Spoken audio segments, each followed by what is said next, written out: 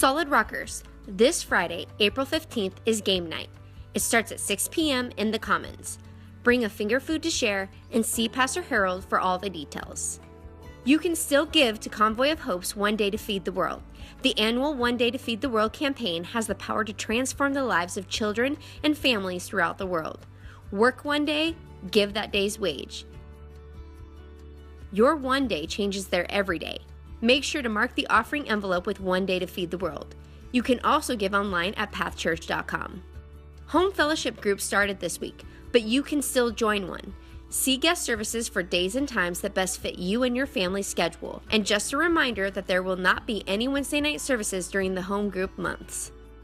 Heart for Cabo missions team will be going to Mexico at the end of this month. Right now they have a store set up in the lobby, and all proceeds will go toward this missions trip.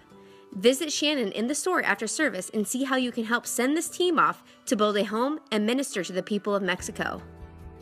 Parents, Got Fruit Empowerment Workshop is this Saturday, April 16th. It starts at 7 p.m. and the topic is the birds and the bees. See Pastor Ryan with questions and check out this video to see what's in store at this workshop.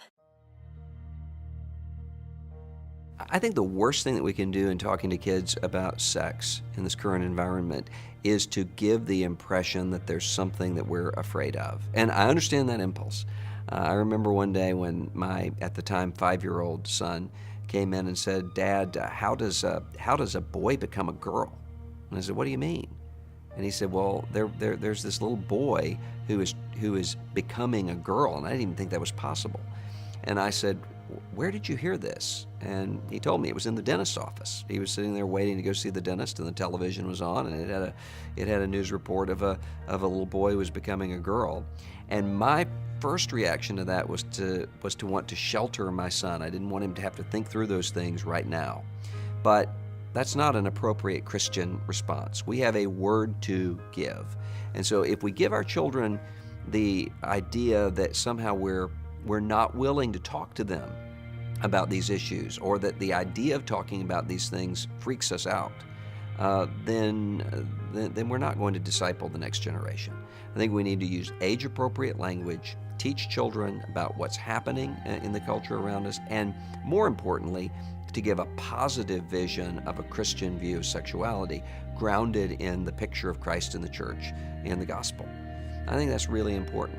The other thing I think is important with children is to make sure that we don't disciple children into a kind of Pharisaism.